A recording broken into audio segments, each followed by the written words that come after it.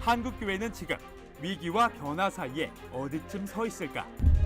코로나 팬데믹이라는 위기를 맞았던 한국교회가 이제는 시대적 변화에 맞는 회복 사역에 집중해야 한다는 목소리가 높다. 코로나 팬데믹에서 엔데믹 시대로의 전환으로 점차 속도를 내고 있는 가운데 우리 사회와 공동체의 회복을 위한 한국교회의 역할은 무엇일까?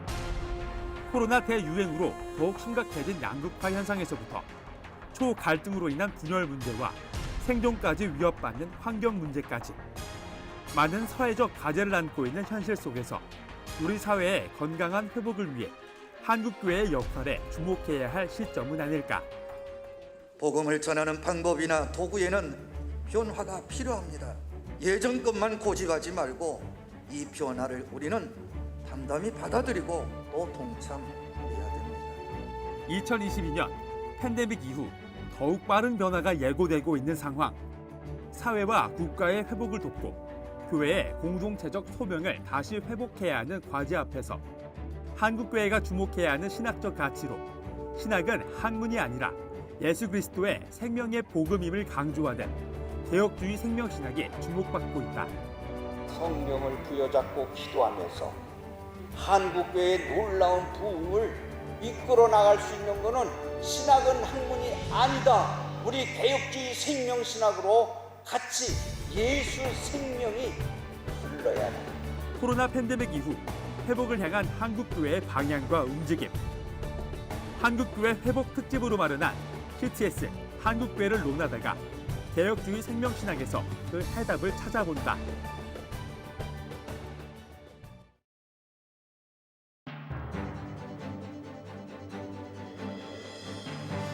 안녕하십니까. 한국교회를 논하다 진행을 맡은 박찬호 교수입니다. 한국교회의 미래인 다음 세대를 위한 사역이 점점 이축되어 가고 있고 관심과 대책이 필요하다는 목소리가 계속해서 모아지고 있습니다. 낮은 출산율과 코로나19 등의 여파로 주일학교 사역이 많이 줄어들기도 했지만 다음 세대를 효과적으로 양육하기가 점점 어려워지고 있는 그런 상황입니다. 그래서 CTS 한국교회를 논하다에서는 한국교회 회복특집 개혁주의 생명신학에서 답을 찾다 그 네 번째 시간으로 다음 세대 사역 생명이 답이다라는 주제로 이야기를 시작해 보겠습니다. 오늘 함께해 주실 출연자들을 소개하겠습니다. 서울 백석대학교의 담임이신 곽인선 목사님 나오셨습니다. 안녕하십니까. 반갑습니다. 양떼 커뮤니티 대표이신 이호셉 목사님 나오셨습니다. 안녕하십니까. 예, 반갑습니다.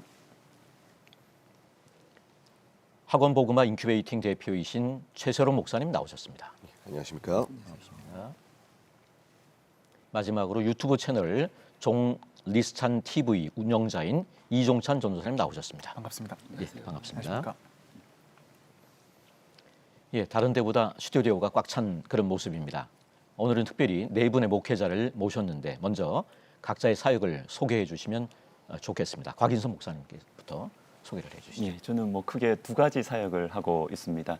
하나는 우리 백석대 신학대학원 교목실장으로 섬기고 있고 또 하나는 우리 백석대학교의 우리 서울 백석대학교의 담임 목사로 섬기고 있습니다. 그런데 제가 목회하는 이 백석대학교에는 우리 성도들 중에 당연히 우리 백석평생교육신학원, 우리 서울에 있는 학부과정이죠.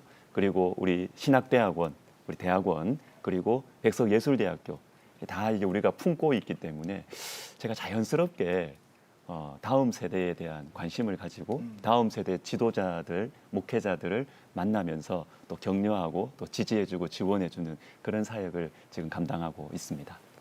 예. 이호셉 목사님 네. 사역을 한번 소개해 주시죠. 저희 양떼 공동체는 소외되고 음지에 있는 다음 세대들에게 복음을 전하는 단체입니다. 그래서 성매매 중단 여성 파트가 있고 가정박 청소년 파트가 있고 미혼모 싱글맘 파트가 또 있습니다. 그리고 이제 이주민 난민 파트가 있어서 이제 각 사회 속에서 음지에 있는 또 소외된 우리 다음 세대들에게 저희가 찾아가서 복음 전하고 또 예수님을 소개하는 그런 일을 하는 단체가 양떼 공동체입니다. 양떼 커뮤니티. 예. 최세롬 목사님.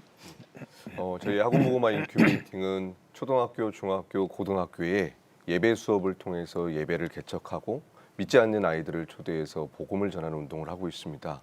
뿐만 아니라 이 정보를 지역 교회에 공유해서 지역 교회도 학교에 예배를 개설할 수 있도록 하며 학부모 기도회를 학교별로 개설을 해서 가정과 학교와 교회가 함께 다음 세대에게 복음을 전하는 사역을 하고 있습니다. 예, 이종찬 전사님. 예. 네, 제 꿈은 청년들에게 그리스도를 전하고 청년들이 새로운 그리스도의 시대를 여는 것입니다. 그래서 저는 베델성교회 청년부 전도사로 지금 심무 중이고요. 또 청년들에게 복음은 깊게, 표현은 문화적으로, 문화적으로 복음이 열려 있고 문화를 흡수할 수 있는 교회를 만들기 위해서 현재 유튜브 채널 종리스찬 TV를 함께 운영을 하고 있습니다. 어떻게 보면 전통적인 교회 목회를 하면서 그 유튜브 채널을 함께 운영하는 그런 사역을 하고 있군요. 예. 맞습니다. 목회자이면서 유튜버입니다. 아, 예. 예.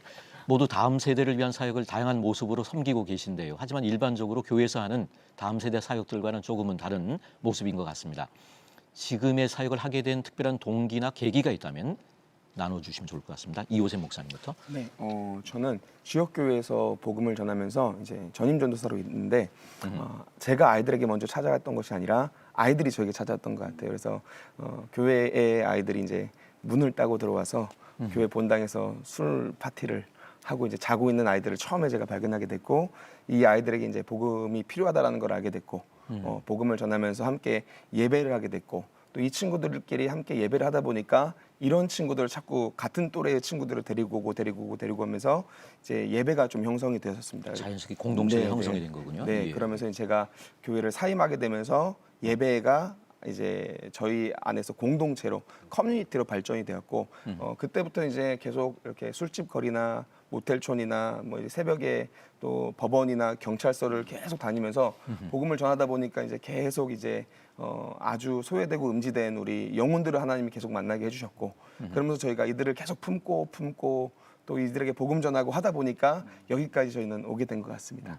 양떼 커뮤니티가 뭐의 약자죠? 네, 저희가 처음에 모여서 함께 예배 이름을 정하는데 아이들이 이름을 정했어요. 우리 다 양아치들만 모였으니까 양아치들 떼로 있으니까 줄여서 양떼로 하자. 이제 아이들이 그렇게 얘기를 했던 건데, 저희 이제 뭐 사실 이렇게 오래 갈 거라는 생각도 못했고, 이걸 전문적으로 저희가 복음을 전하는 기관이 될 거라는 생각도 못했고, 그때는 저희가 그냥 웃으면서 그렇게 하자 하면서 이제 예배가 시작이 됐었죠. 근데 이제 그게 공동체로 갔고, 그래서 이중적인 의미가 있는 것 같아요. 주님의 양떼면서 또 동시에. 그런 아까 의미. 네 가지 정도를 소개한 것 같아요. 이주민, 그다음 또 뭐였었죠? 성매매 중단 성매매 여성, 중단 여성, 예, 그리고 미혼모 싱글맘, 미혼모 싱글맘. 예, 그리고 저희가 이제 위기 청소년들, 위기 가출팸들, 청소년들. 예, 가출팸 아이들을 저희가 또 함께 모여서 각 센터가 다르게 있습니다. 그래서 성매매 중단 여성은 강남 센터에서 월요일 날 예배를 하고요. 화요일 날에는 이제 보라매 센터에서 우리 미혼모 싱글맘들과 함께 예배를 하고 있고요. 수요일 날에는 신림센터에서 이제 가출팸들 아이들과 예배를 하고 있고, 목요일 날엔 저희가 안산으로 넘어가서 안산에 또 센터가 있습니다. 그래서 난민들과 또 우리 이주민들에게 복음을 전하는 그런 사역들을 저희가 하고 있습니다. 몇 년 정도 된 거죠, 그럼요? 지금 올해가 11년, 11년 전에 됐습니다. 그래서 전체 뭐 이렇게 전체 공동체 숫자를 네네. 합치면 전체 합치면 저희가 한 300명 가까이 될 것 300명 같아요. 정도. 예, 예, 예. 예. 각 파트마다 지금 인원들이 상당하니까. 예. 네. 아, 예, 예, 예. 예, 최선우 목사님? 예. 저는 신대원 1학년 때 이제 교회 사역을 하고 있었는데요. 집사님 중 한 분이 음악 교사셨습니다.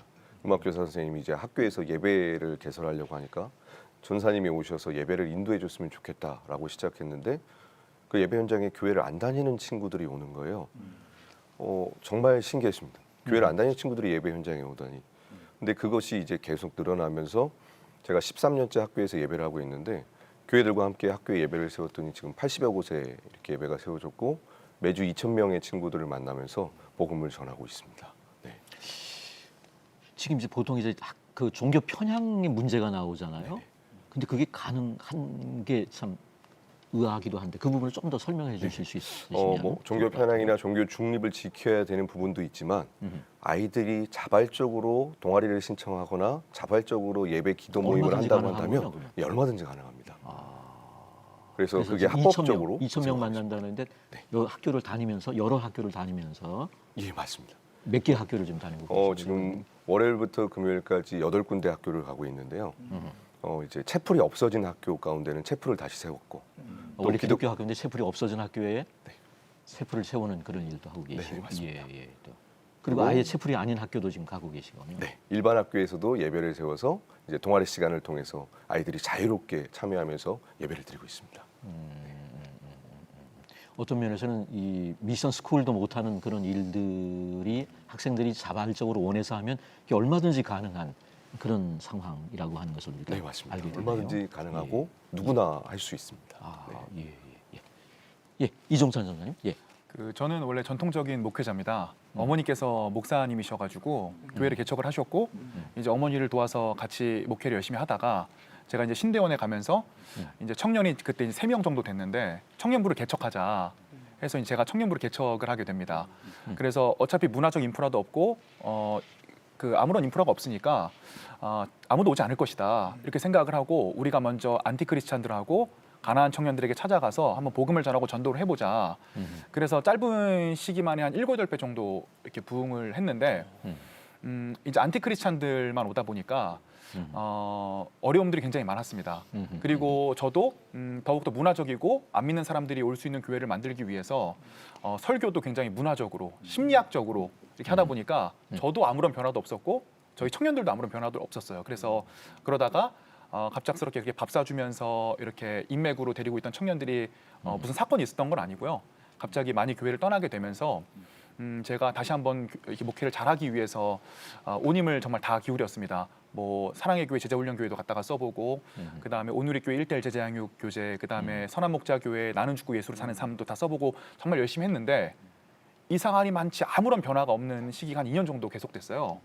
그래서 제가 너무 이렇게 그 무리를 하다 보니까 탈장이 오기도 하고 쓰러지기도 하고 공황장애가 오기도 하고 이러면서 지금까지는 환경이 어려워서 문제가 아닐까라고 많이 생각을 했는데 제가 문제라는 사실을 깨닫게 됐습니다. 그래서 한번 방법을 바꿔보면 어떨까?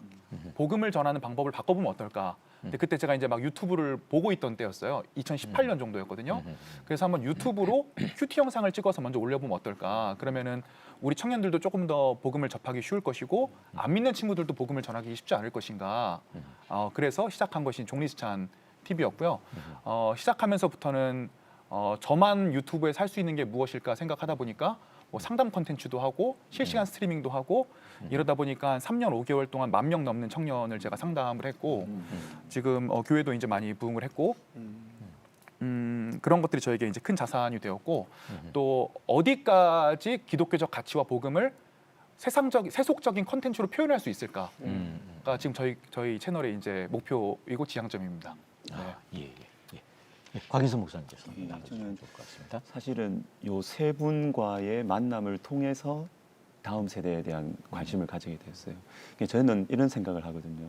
무슨 일을 하는가 일보다 그 일을 하는 사람을 만나고 신뢰가 되면 이렇게 마음에 많이 열리는 그런 제 생각을 가지고 있는데 다음 세대 사역자분들 제가 지식적으로 물론 알고 있죠. 뭐 책도 보고 그러면 사실 제 마음 속에는 좀 특이한 분들이 하는구나 이렇게 생각하고 그냥 애들하고 잘 노는 사람들 정도 이렇게만 생각을 했어요.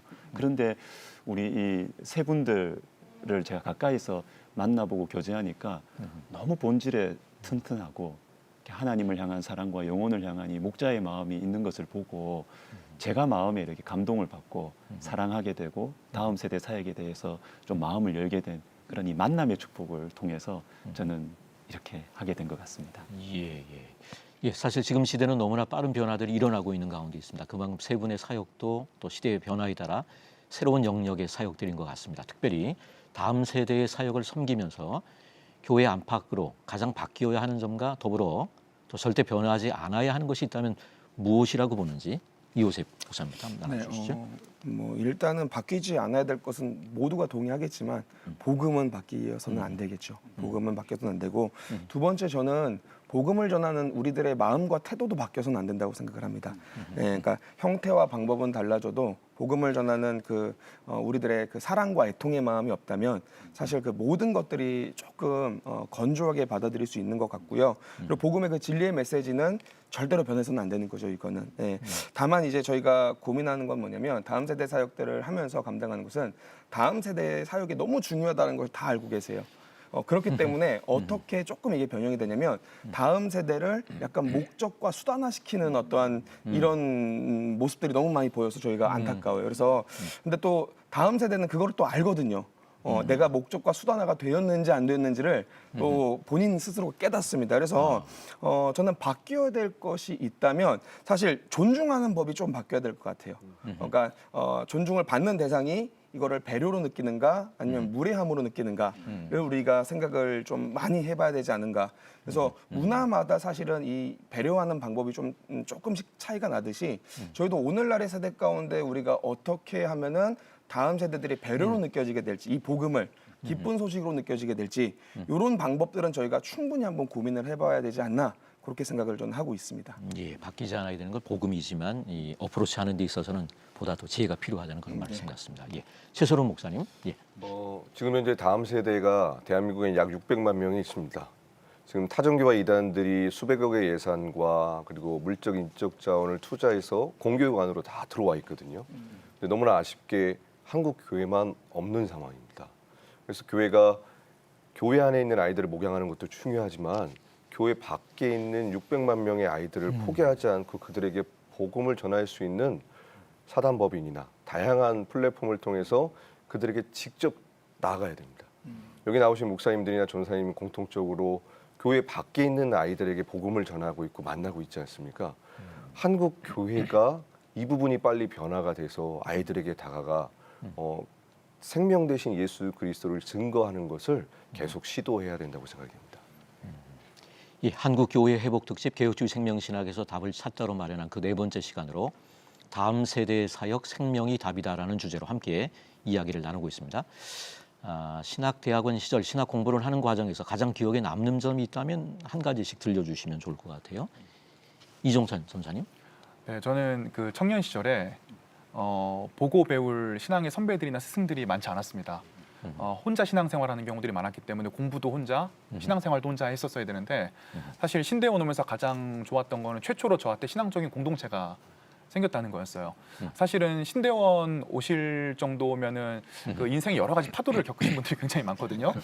그래서 그 파도 속에서 하나님을 어떻게 만났는지 또 하나님을 어떻게 경험했는지 그런 것들을 간접적으로 볼 수 있어서 좋았고 또 굉장히 행복했던 것 중에 하나는 저는 이제 신학교 교수님들이라고 하니까 굉장히 그냥 학적이고 딱딱하신 분들이실 줄 알았어요. 근데 함께 공동체로 생활을 하면서 교수님들 또한 여러 가지 인생의 굴곡들이 있었고 그 가운데 하나님을 붙잡고 오셨구나.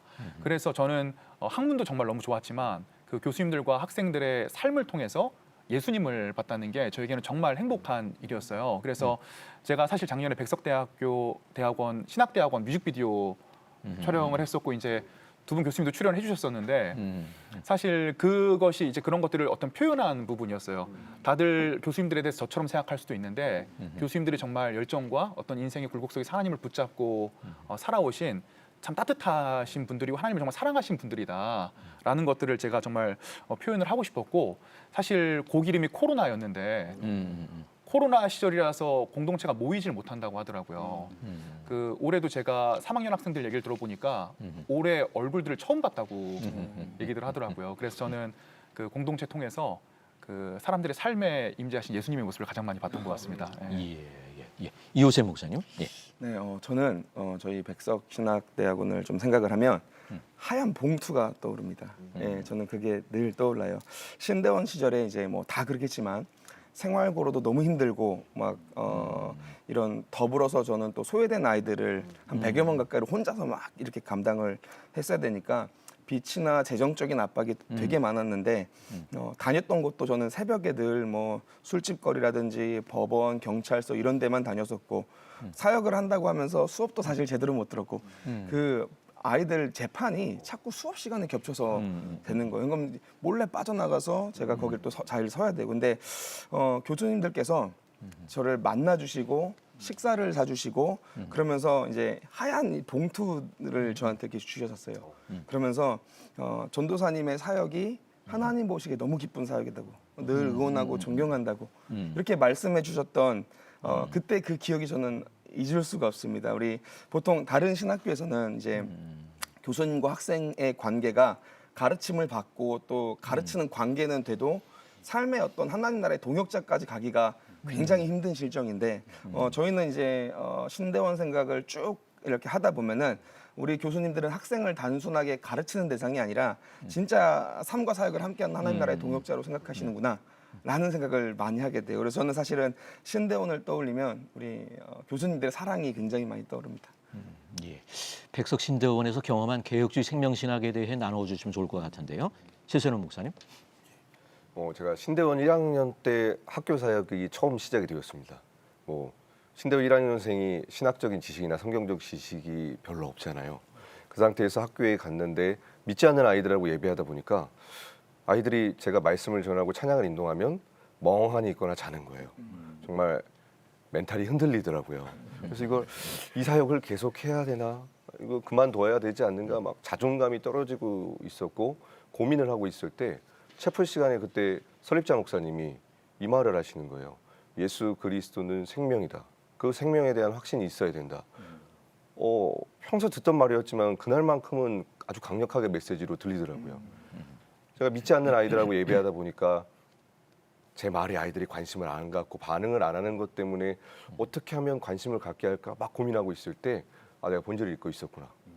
예수 그리스도의 생명만이 그 아이들을 변화시키는데 하면서 그리스도의 복음을 집중적으로 아이들 언어로 쉽게 전하다 보니까 그 아이들이 변화되고 한 친구가 기억에 남는데요. 어느 날 이제 수업이 끝나고 집에 갔는데 아버님이 목을 매달고 자살하신 거예요. 애가 넋이 나갔습니다.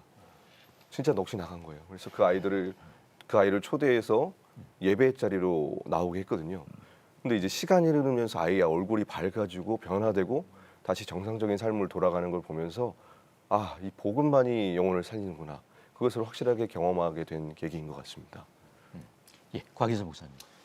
저는 참 우리 이 세 분 말씀 들으니까 참 마음에 이렇게 기쁨이 있는데 우리 백석신대원의 어떤 신학 교육의 특징은 본질과 이 기본에 집중하지만 그러나 품이 넓고 부드럽지 않나 이런 생각이 들어요. 그래서 말씀과 기도에 집중하고 또 그것이 나타난 하나의 표현이 우리 신대원의 수련회들이 참 많습니다. 그런데 그와 동시에 우리 세 분처럼 다양한 사역을 하는 분들, 학생들을 우리가 판단하지 않고 격려해주고 지지해주고. 그래서 아까 우리 이호셉 목사님 말씀하신 것처럼 제가 수업을 하는데 자꾸 들락날락하고 수업 태도가 안 좋더라고요. 그래서 제가 한번 좀 잔소리를 할까 하다가 점심 같이 먹자 그랬어요.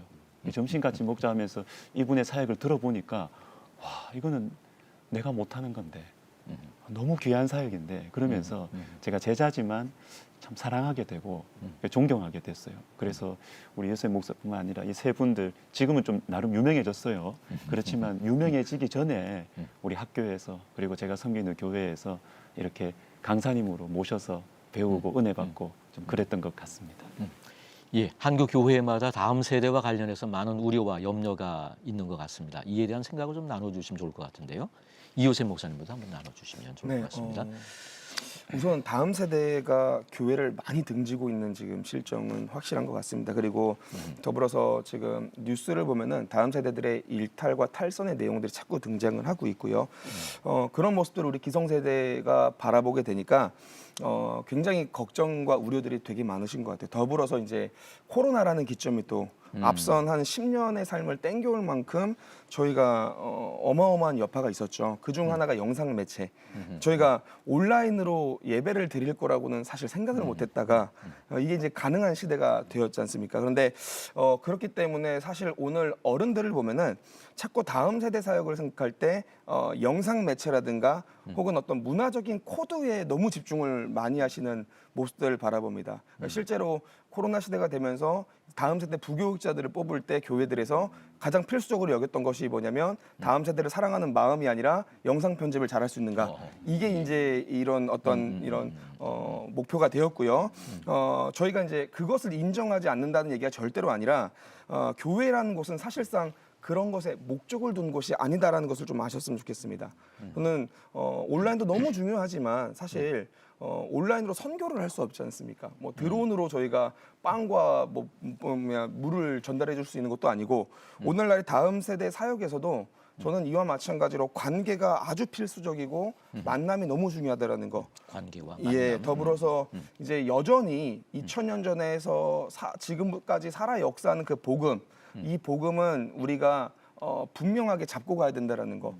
그리고 더불어서 지금 사실상 우리 기성세대 우리 기성세대를 바라보면서 우리 다음 세대들이 품는 마음이 뭐냐면 어떤 전문적인 어떤 이런 스펙트럼이나 이런 것들도 물론 있겠지만 사실 저는 그 사랑과 품을 원하고 있다고 생각을 해요.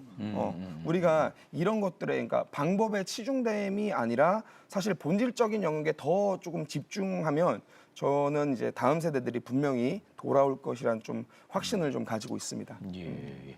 제가 부교육자 때는 부교육자 첫 번째 자격 요건이 일종 변호였는데 네. 지금은 이제 예, 영상 매체를 결정이 만드는 게 예. 이제 주객이 이제 전도되는 그런 현상이 지금 나타나고 있는 그런 가운데 있군요. 예. 최서론 목사님. 지금 한국교회는 다음 세대에 대한 여러 가지 대안과 좋은 프로그램들, 양육 프로그램들이 많거든요. 그런데 가장 고민하는 게 뭐냐면 다음 세대를 어떻게 전도하고 그들을 만나야 될 그 접점을 못 찾고 있는 것을 가장 심각하게 생각하고 있습니다. 그런데 좀 얄미웠을 수도 있지만 저희에게 있어서 다음 세대를 만나는 건 너무 쉽거든요. 다음 세대를 만나고 그 아이들을 매주 몇천 명의 아이들을 만나면서 느끼는 건 무엇이냐면 복음을 전해야 될 대상은 너무 많은데 복음을 전하는 교회가 없다는 게 팩트입니다. 그래서 교회가 지금 우려하시고 염려하시는 그 시간과 에너지를 교회 밖에 있는 다음 세대에게 만약에 투자하신다면 그리고 뭐 프로그램이 없어도 괜찮고 아무것도 없어도 괜찮습니다. 목사님 말씀하신 것처럼 정말 사랑과 진리의 말씀, 예수 그리스도의 생명을 가지고 길거리로 나아간다면 다음 세대는 정말 많이 만날 수 있을 것이라 생각됩니다. 예, 곽희성 목사님 한번 알아주시죠. 참 그런 생각이 들어요. 두 분 말씀 들으면서 야, 결국은 본질이구나, 본질. 본질이 튼튼했으면 좋겠다. 우리 백석학원의 설립자이신 우리 장정현 총장님 자주 하시는 말씀이 생명 있는 자가 생명을 전해줄 수 있다. 제가 우리 여기 이종찬 전도사님 제가 가까이서 보면서 느꼈던 게 그래요. 원래는 뭐 유명한 유튜브라 그러길래 아유 뭐 그냥 영상 좀 잘 만들겠지 그렇게만 생각했어요. 근데 실제로 만나 보니까 이게 영혼을 향한 뜨거운 사랑이 있더라고요. 그래서 야, 이 본질이 튼튼한 사람이구나. 사실 우리는 교육 전문가를 기다리는 게 아니거든요. 교육 전문가가 아니고 하나님 마음으로 아이들을 섬기는 성령 충만한 사역자를 교회는 지금 기다리고 있고 세상을 기다리고 있다. 그리고 또 제가 한 가지 염려가 되고 기대하는 건 뭐냐면 이게 다음 세대 사역을 다른 뭐 교구 사역자나 뭐 다른 담임 목사 되어가는 그냥 넘어가는 과정으로 생각하는 이 현실인데 이런 것을 좀 탈피하는 사역자들이 좀 있으면 좋겠다. 그래서 제가 우리 옆에 있는 우리 최세론 목사님 이분 제가 알기로는 꿈이 대형교회 목회자였어요. 대형교회 담임 목사 되는 게 꿈이었어요. 그런데 하나님께서 자꾸 이분에게 자꾸 다음 세대로 이끄시는 거예요. 그런데 이분이 참 그게 그냥 순종을 한 겁니다. 순종하고 따라갔고 그래서 말씀드린 대로 일주일에 2,000명의 청소년들을 만나는 이건 하나님이 여심에 닫을 자가 없잖아요. 그러니까 하나님께서 본질이 튼튼한 사역자들을 우리 주님께서 실제적인 사역의 현장 속으로 부르신다. 저는 이 부분에 대한 이 기대와 또한 어떤 염려 동시에 가지게 되는 것 같습니다. 젊은 세대에 대한 다음 세대에 대한 열정들을 가진 그런 사역자들을 하나님이 찾고 계시다 이런 생각들을 해봅니다. 이 한국 교회에서의 다음 세대 사역들을 보면서 다음 세대 사역에서 가장 어려운 점이 있다면 어떤 게 있는지 그리고 바뀌었으면 하는 점이 있다면 나눠주시면 좋을 것 같아요.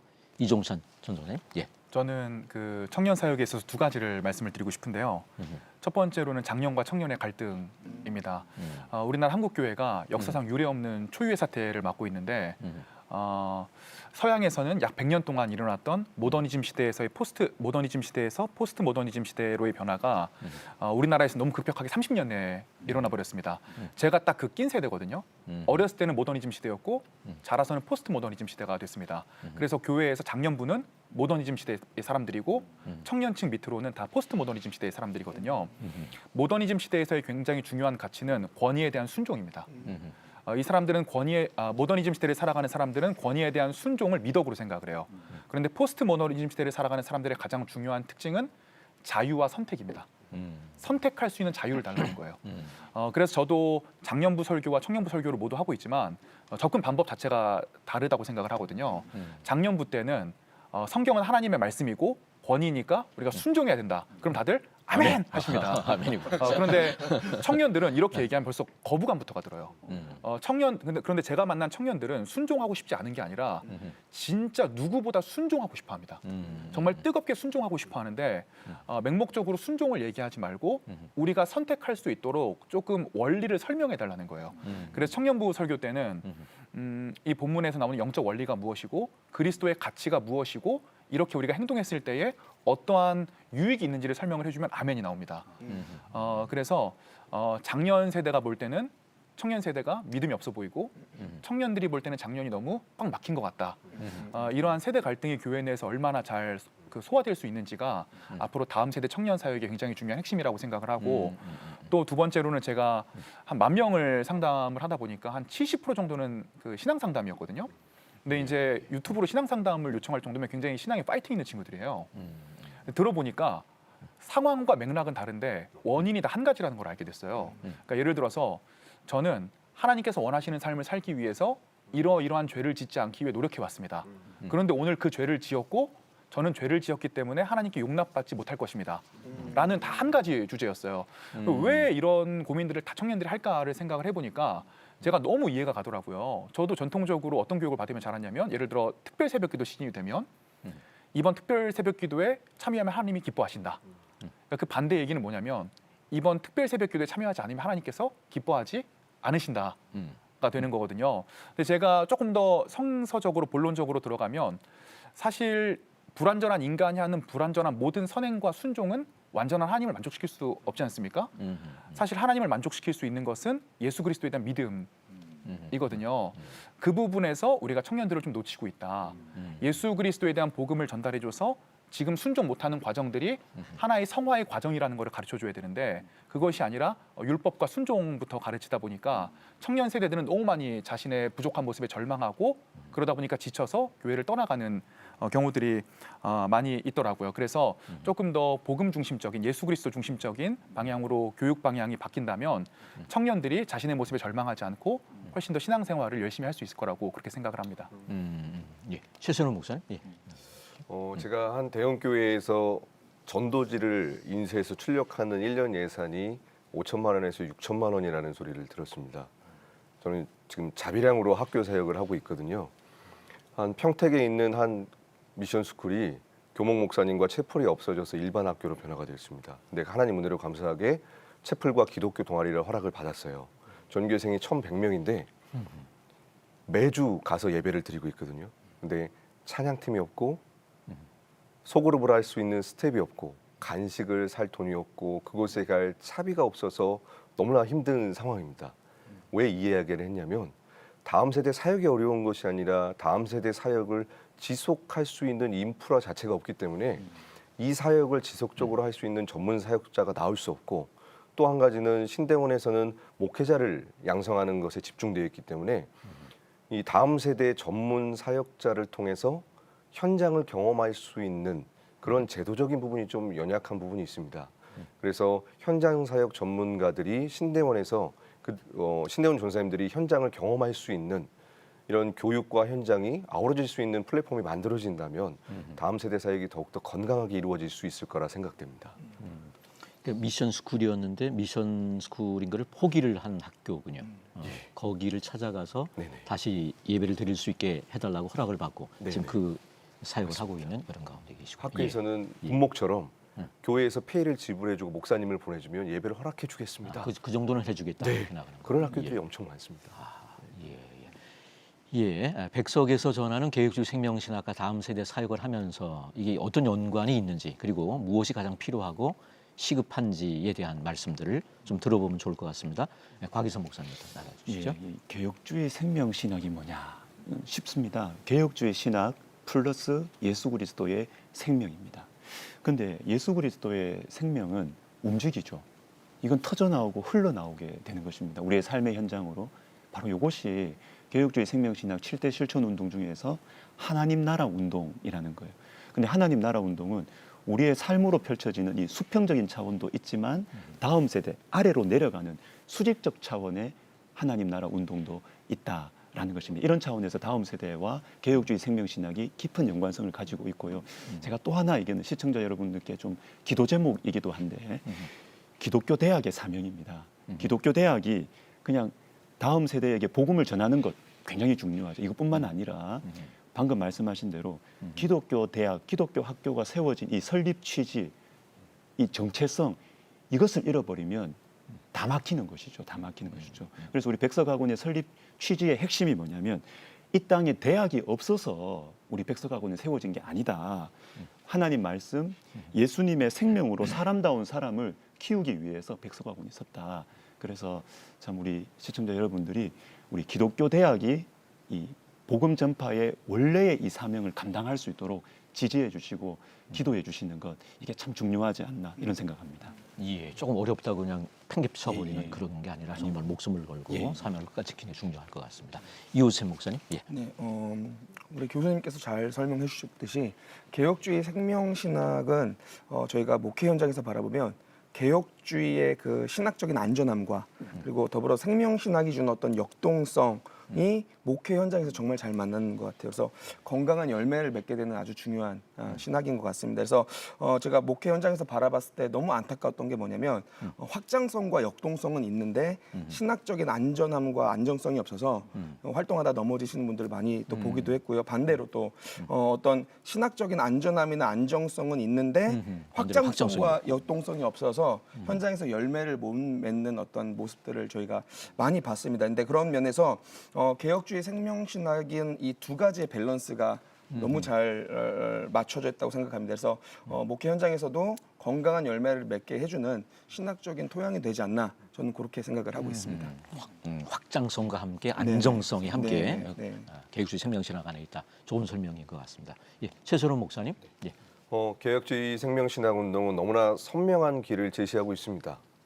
예수 그리스도의 생명은 하나님의 말씀과 기도를 통해서만 나타나거든요. 다음 세대를 살릴 수 있는 방법은 컨텐츠가 아닙니다. 바로 예수 그리스도의 생명과 하나님이 주신 영혼을 향한 하트를 가지고 있는 사역자, 그 한 사람을 통해서 그 다음 세대가 변화되는데요. 복음에 대한 확신과 생명에 대한 확신이 있는 자들이 그 사역을 펼쳐나갈 수 있는 것입니다. 그런 의미에서 우리가 개혁주의 생명신학을 가지고 다음 세대 현장에 나아갈 때에 너무나도 확실하고 분명한 열매들을 경험할 수 있게 될 것입니다. 예, 이종찬 전사님. 예. 그 생명이 있다면 변화합니다. 생명이 있다면은 자라나요. 그 복음은 종교가 아닌데 너무나 영적이고 정신적인 가치이기 때문에 사변화되고 종교화되기가 쉬운 것 같아요. 그래서 과거에 예를 들어 어떤 천재들이 그 시대의 문화에 따라서 예배라는 형식을 표현해 둔 것인데 사람들은 너무나 당연하게 그 예배의 형식 자체를 진리라고 생각하고 본질이라고 생각하는 경우들도 많이 있는 것 같아요. 그래서 개혁주의 생명신학이라고 하는 것은 형식보다는 본질이 중요하다. 그리고 그 본질이 정말 있다면 형식은 계속적으로 변화될 것이고 사람들에게 맞춰갈 것이고 사람들에게 가장 맞는 방식으로 유연하게 성장할 것이다. 라는 것들을 가장 명확하게 보여주는 것이 저는 개혁주의 생명신학이라고 생각합니다. 예, 다시 신학교 시절로 돌아간다면 이것만은 좀 더 관심을 가지고 해보고 싶은 게 있을 것 같은데요. 또 후배 신학생들에게 하고 싶은 말씀이 있다면 좀 나눠주시면 좋을 것 같습니다. 이호셉 목사님. 예. 목회자라고 하면 누구나 다 이야기할 것 같은데 저는 공부를 좀 제대로 했었을 것 같습니다. 예, 그리고 또 한 가지는 뜨거움을 잃지 않도록 더 기도를 열심히 했었을 것 같아요. 이제 저 같은 경우는 섬겨야 될 아이들이 삶이 너무 일정하지 않고 급변하다 보니까 사실 이 부분이 제가 생각할 때 신학생 때의 과정 속에서 많이 부족했던 것 같아요. 그래서 신학생 때는 좋은 동역자를 만나는 것도 너무 중요하지만 그보다 더 중요하다라고 제가 생각되는 게 뭐냐면 신학생의 과정 가운데 내 사명을 찾는 거, 나를 부르신 하나님을 깊이 알아가는 거, 그리고 내가 해야 될 사역에 대해서 좀 확고히 다져지는 그 시간들이 이 신학생 때의 시간이지 않나라는 생각이 듭니다. 그래서 저는 우리 후배님들께서도 이런 또 깊은 또 신학적인 소경과 함께 또 뜨거움을 가슴에 잃지 않는 목회자들이 되기를 저는 또 간절히 바라고 있습니다. 공부와 함께 성령 충만, 네, 뜨거움. 네, 예. 이종찬 전사님. 예. 저는 조금 너무 좁게 생각을 했던 것 같아요. 목회라는 것은 교회 내에서만 이루어진다라고 하는 것을 의식적으로 생각해 본 적은 없지만 마음속 깊숙한 곳에서 그렇게 생각을 했던 것 같습니다. 제가 제 영상 중에 이제 도를 아십니까 전도하기라는 영상을 찍은 게 있는데 제 영상 중에 유일하게 잘 됐습니다. 네. 근데 진짜 악플이 엄청나게 많이 달렸거든요. 근데 저는 이상하게도 그 영상만큼은 악플에 대해서 하나도 상처를 받질 않았어요. 왜냐하면 도를 아십니까가 얘기하는 건 어찌됐건 이 기브앤테이크적인 신과의 관계를 얘기를 하는 건데 저는 하나님과의 관계는 기브앤테이크가 아니라 하나님께서 우리에게 복음을 주시기 위해 자신을 희생하고 헌신한 사랑이다라는 걸 얘기를 했는데 이제 그거에 대한 믿지 않는 사람들의 질문이 너무 많은 거예요. 그래서 악플이 달렸어도 어찌됐건 그 사람들에게 한번 저는 복음을 얘기한 것이다 라는 확신이 있었기 때문에 너무 오히려 기뻤거든요. 제가 신대원 때 너무 목회를 교회 안에서만 생각을 했었기 때문에 좀 미처 생각하지 못한 부분들이 있었는데 지금 후배님들은 정말 복음이라는 본질은 정말 깊게 가져가면서 그것이 표현되는 방식이 어떻게 될 수 있는지를 많이 고민해 보셨으면 좋겠습니다. 예, 곽인선 목사님. 예. 예, 저는 이런 생각합니다. 금방 배울 수 있는 것과 배우는데 시간이 걸리는 게 있다. 전 그걸 좀 말씀드립니다. 그러니까 저는 우리 후배 신학생들이 쉽게 배울 수 없는 것, 그거를 가지고 있으면 좋겠다. 오늘 우리 나온 세 분들 다 30대 지금 사역자들로서 정말 현장에서 제일 험한 곳에서 이렇게 뛰고 계시는데 멀리서 보면 아 그냥 일진들하고 노는 사람이구나.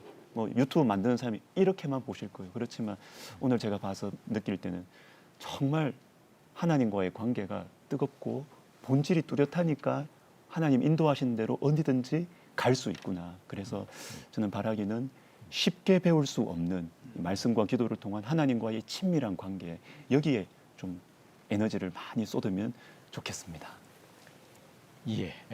오늘 한국교회를 논하다에서는 한국교회 회복 특집 개혁주의 생명신학에서 답을 찾다로 마련한 그 네 번째 시간, 다음 세대 사역 생명이 답이다에 대한 귀한 말씀들을 들어보았습니다. 오늘 함께한 시간을 통해 목회자들이 예수 그리스도의 생명이 있는 목회자들로 바로 섰을 때 예수 그리스도의 생명을 전할 수 있다는 사실을 다시금 배우는 시간이었는데요. 다음 세대 사역 역시 예수님의 사랑과 생명을 전할 때만이 다음 세대들이 회복하고 새롭게 일어날 수 있다는 것을 기억하였으면 합니다. 다음 시간에는 한국교회 회복 특집 개혁주의 생명신학에서 답을 찾다 그 5번째 시간으로 하나님 나라 운동과 나눔 운동에 대해 이야기를 나눠보도록 하겠습니다. 한국교회를 논하다 오늘 순서 여기서 마칩니다. 시청해 주신 여러분 고맙습니다.